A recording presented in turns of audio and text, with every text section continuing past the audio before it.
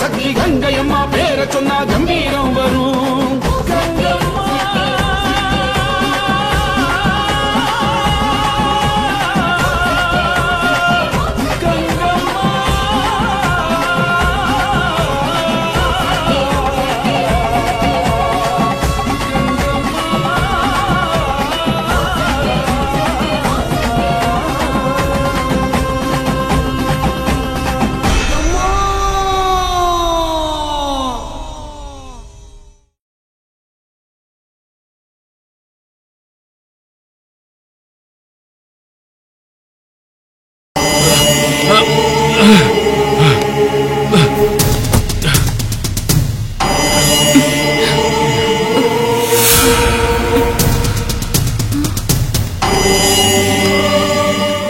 சிவா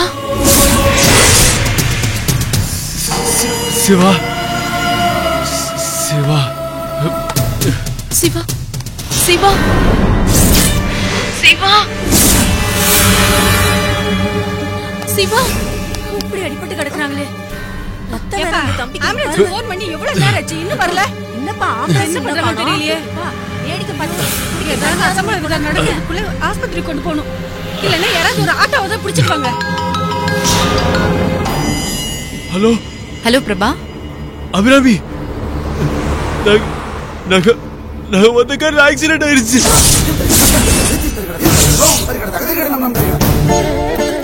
ஐயோ கடவுளே, யாருக்கும் எதுவும் ஆகலையே. சிவா எப்படி இருக்காரு? அவருக்கு ஏதாவது? சிவா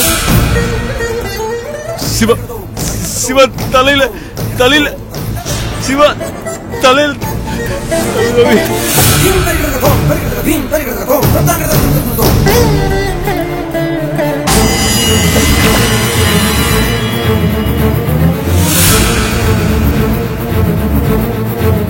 ஓகே, நான் இப்பவே வரேன்.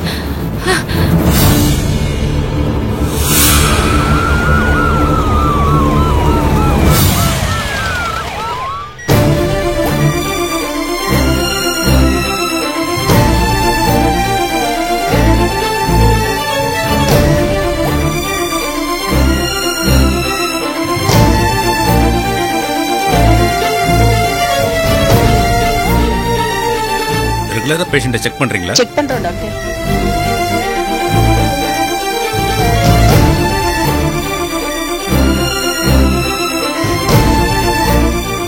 அது கொடுங்க.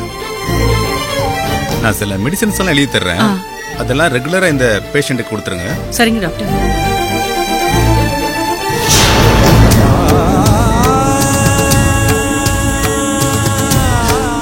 மார்னிங், இது நைட்டு கரெக்டா ஃபாலோ பண்ணுங்க. ஓகேவா? Okay doctor.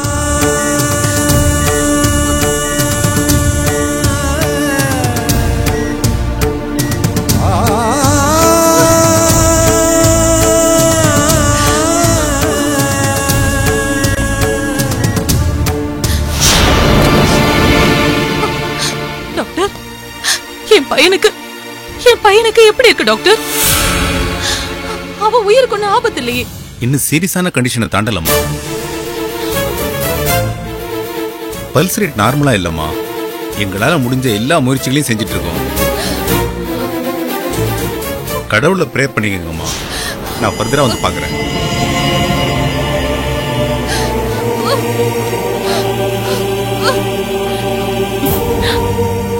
Aunty, don't worry aunty.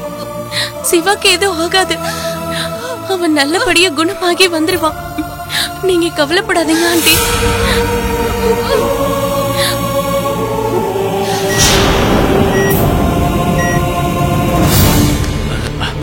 நேரம் போயிட்டு இருந்தோம். என்னாச்சுன்னு தெரியல. Prabha. Abirami, Dinesh, I'll just call you back. Siva எப்படி இருக்காரு? சீரியஸ் கண்டிஷன்ல தான் இருக்கான். இன்னும் கண்ணு முழிக்கல.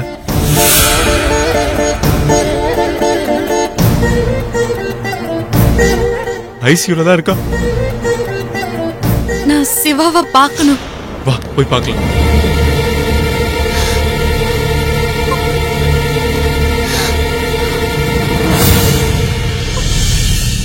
ஆண்டி,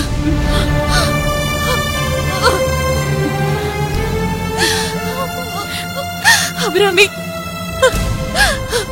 சிவாவோட நிலைமைய பாத்தியா? ஆண்டி,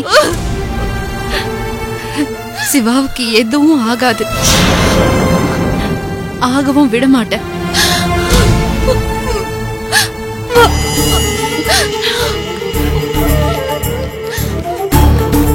மேடம், இது ஐசியூ வார்டு, யாரும் உள்ள போக கூடாது. டாக்டர் வந்தா திட்டுவாங்க. நான் அவரை பார்த்துட்டு உடனே வந்துடுறேன்.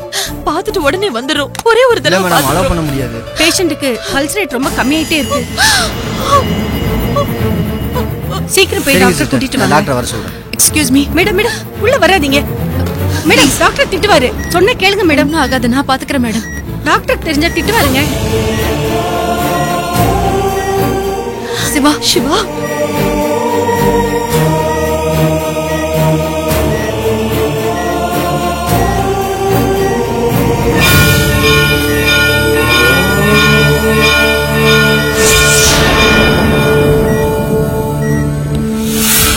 இவங்க யாருமா? இங்க என்ன பண்ணிட்டு இருக்காங்க?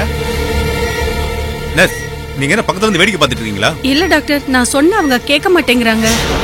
ஏமா, உங்க பையன் நல்லபடியா குணமாகி வர வேண்டாமா? யார் இந்த பொண்ணு? எதுக்காக உள்ள அலோவ் பண்ணீங்க? இவ என்னோட மருமகளா வரப்போறவ டாக்டர்.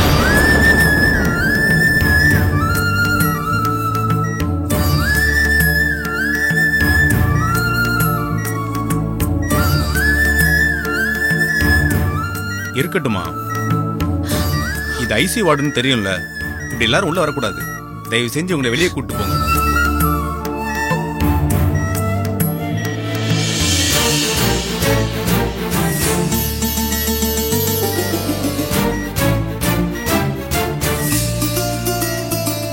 நான் அவ்வளவு தூரம் சொன்னனே, கேட்டீங்களா?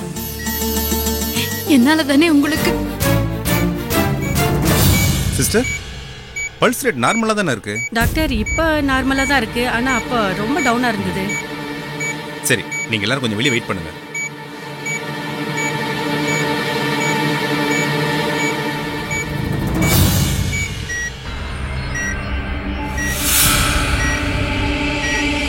அம்மா, ஒரு நிமிஷம்.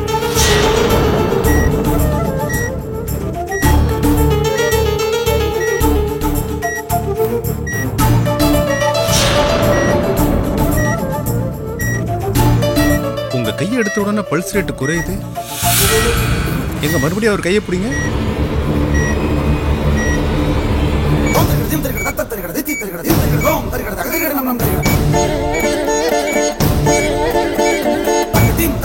கையை விடுங்க.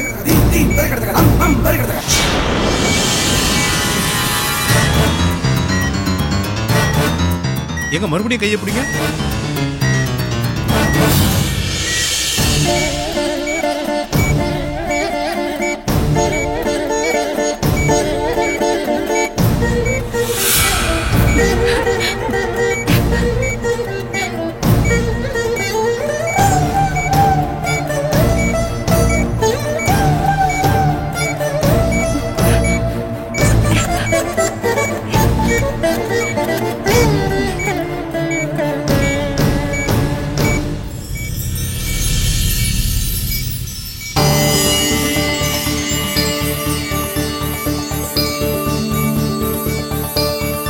Abirami, it's really wonder. என் கண்ணை என்னாலே நம்ப முடியலையே. இப்பதான் நான் சொன்னேன் கண்டிஷன் இம்ப்ரூவ் ஆகல, கடவுளை பிரார்த்தனை பண்ணிக்கோங்கன்னு. ஆனா இந்த பொண்ணு கைப்பட்டதும் பல்ஸ் ரேட் நார்மல் ஆனது மட்டும் இல்லாம அவருக்கு கான்சியஸும் திரும்பிடுச்சு. இந்த பாருங்கம்மா, உங்க பையன் அபாய கட்டத்தை தாண்டிட்டாரு. உங்களை கடவுளை வேண்டிக்கங்கன்னு சொன்னேன். ஆனா இப்ப இந்த பொண்ணே எனக்கு கடவுளா தெரியுறாங்க. இவங்க கிட்ட ஏதோ ஒரு தெய்வ சக்தி இருக்கு. இன்னும் ஒரு 2 or 3 daysல நீங்க இவரை டிஸ்சார்ஜ் கூட பண்ணிக்கலாமா? அந்த கான்ஃபிடென்ட் எனக்கே வந்துருச்சுமா. அபிராமி,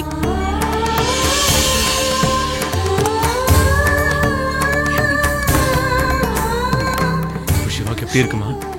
நல்லா இருக்கப்பா.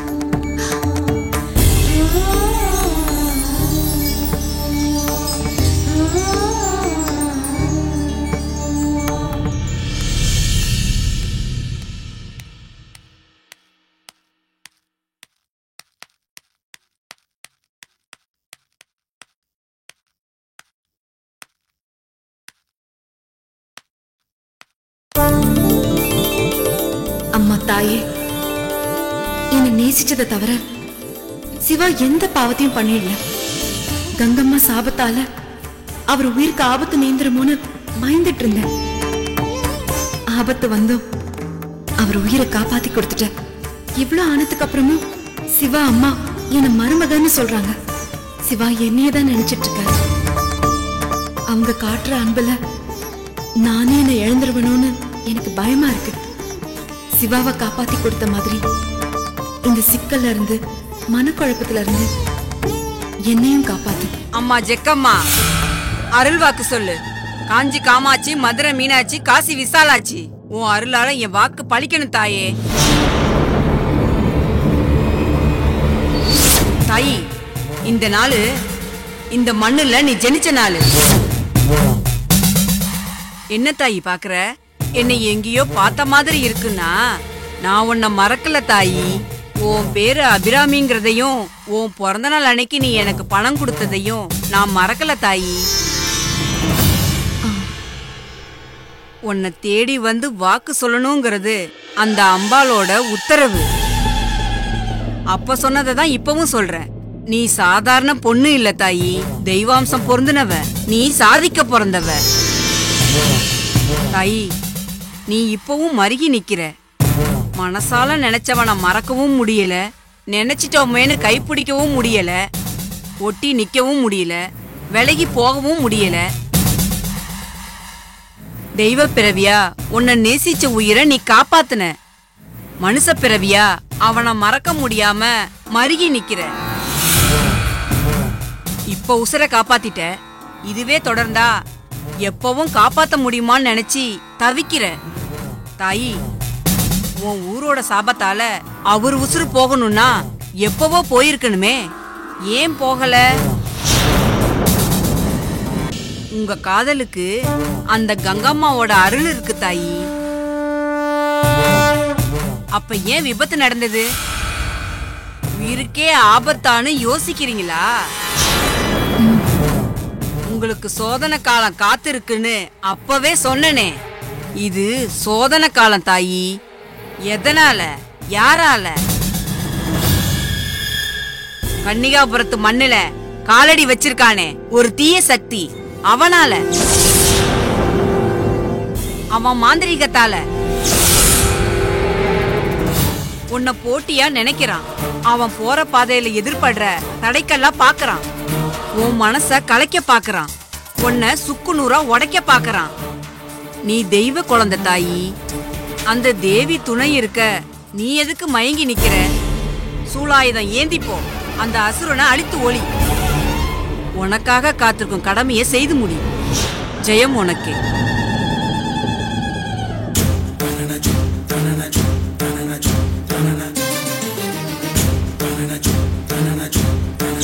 அஷ்டதிக்கும் ஈ கணிகள் கொண்டு வெம்பிக்க வேண்டும். வா!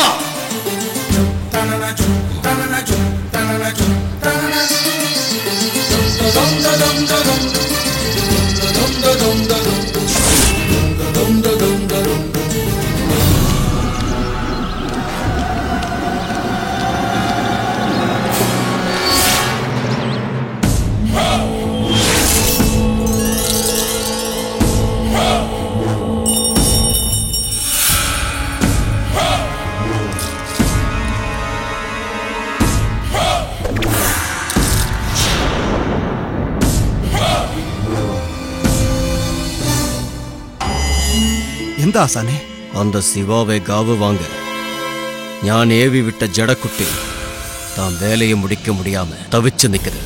അപ്പോൾ ആ சிவா உயிர் பொழைச்ச. எப்படி ஆசானே? ஜடக்குட்டி காவு வாங்க போனா உயிரெடுக்காம திரும்பி வராதே. நிஜம்தான். പക്ഷേ அபிராமிட ஆகர்ஷண சக்தி பட்ட உடனே சிவா உயிரை குடிக்க இருந்த ஜடக்குட்டி பறந்துருச்சு. ஏன்னா அம்மனோட ஸ்ரீ சக்கரத்துக்கு நிகரானது அபிராமியோட தேகம். அந்த ஸ்திரீ ஒரு உயிருள்ள ஸ்ரீயந்திரம், ஒரு ஹடயோகி. அந்த மாதிரி தன் தேகத்தை மாத்திக்க 16 வருஷங்கள் ஆகும். ஒரு ஸ்திரீக்கு அது சாத்தியமா ஆசானே? அபிராமிக்கு அது இயற்கையாவே அமைஞ்சிருக்கு. என்னோட தாந்திரிக வித்தைகளுக்கு அவன் மிகப்பெரிய சவாலா இருக்கா. அவளை சாதாரணமா எடை போடக்கூடாது. சாகர நிலைமையில இருக்கிறவங்களை கூட அவளால பொழைக்க வைக்க முடியும்னா நேரடியாயிட்டு அவளை ஒன்னும் செய்ய முடியாது. சப்த கன்னிகளை ஞான் அடைய 2 வழிதான் உண்டு. அந்த அபிராமியோட சக்தியை எந்த விதத்திலேயாவது அழிக்கணும். இல்லைங்க அவளை விட ஞான் சக்தி படைச்சவனாய் மாறணும். மாறுவேன். அபிராமியையும் மிஞ்சு ஞான் நினைச்சதை அடைஞ்சே தீருவேன்.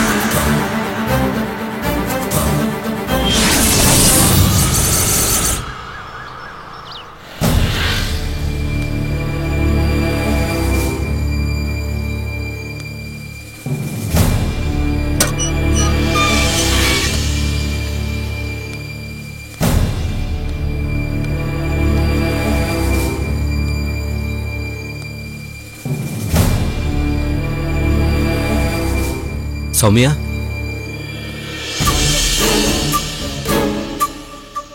சௌமியா,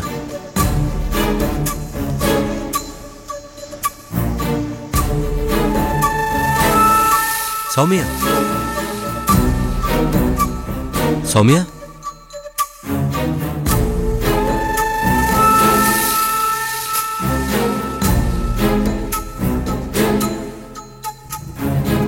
சௌமியா,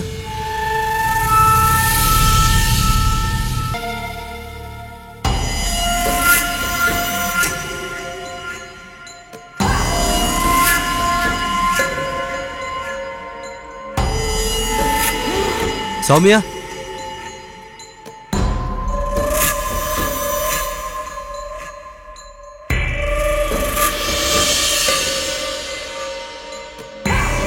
சௌமியா,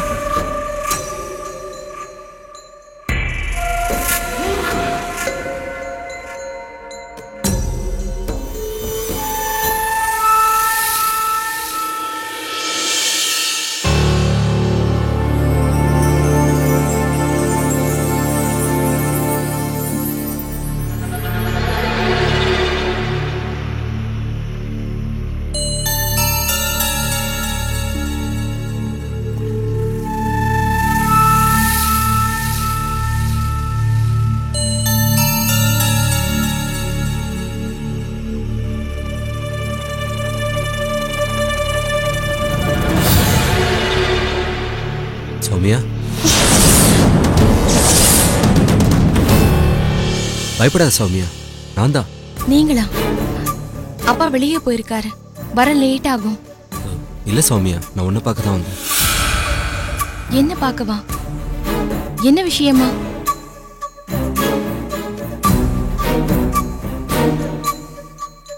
சொல்லுங்க, என்ன விஷயம்? ரொம்ப நாளாவே என் மனசுல உள்ளத உங்ககிட்ட சொல்லணும்னு துடிச்சுக்கிட்டு இருந்தேன். எப்படியும் சொல்லிடணும்னு துணிஞ்சு வந்துட்டேன். லைஃப் இப்படியே போயிடாது சௌமியா. கடந்த காலத்தை பற்றியே நினச்சிக்கிட்டு இருந்தா ஃப்யூச்சர்னு ஒன்று இல்லாமலே போயிடும். எதிர்காலம் எப்படி இருக்குமோன்னு நினச்சா பயமாக தான் இருக்கும். ஆனால் அதை நினச்சி பயப்படுறதுனால நம்மளோட சந்தோஷமான இந்த நிமிஷத்தை இழக்க வேண்டியது வந்துடும். அறுதி மட்டும் இல்லைன்னா மனுஷனுடைய மனசு சூறாவளியில் சிக்கின சருகு மாதிரி ஆயிரும். இப்ப நீங்க என்ன சொல்ல வரீங்க? நம்ம லைஃப் இப்படியே போயிடக்கூடாது சௌமியா. ஏதோ துரதிர்ஷ்டம், நீ காதலிச்ச போஸ்ட்மேனு உன் கல்யாணத்துக்கு முன்னாடியே இறந்துட்டாரு. நீ அதையே நினைச்சிட்டு இருக்கணும்னு அவசியம் இல்லை. நம்ம ஊரை பிடிச்ச சாபம் நிச்சயமா நம்ம தலைமுறையிலே சரியாயிரும். உன்னோட அக்கா மடாதிபதி நம்பூதிரி இவங்க எல்லாருடைய நோக்கமும் சப்த மாதிரிகளை திரும்பவும் பிரதிஷ்டை பண்ணணும்ன்றதான். அவங்களுக்கு இருக்கிற சக்தியால நிச்சயமா அவங்க சாதிப்பாங்கன்ற நம்பிக்கை எனக்கு இருக்கு. பாதியிலேயே பட்டு போன உன் வாழ்க்கை திரும்பவும் துளிர்க்கும் சௌமியா.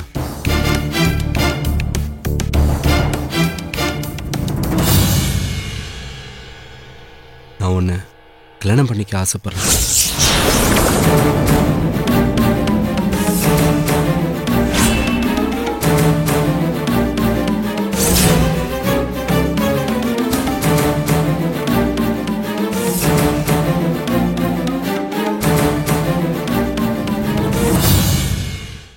சர்ப்பம் விழுங்குന്ന சமயம் மிச்சம் விழுகுന്ന நிழல்ல நின்று மந்திர சித்தி செய்யணும்.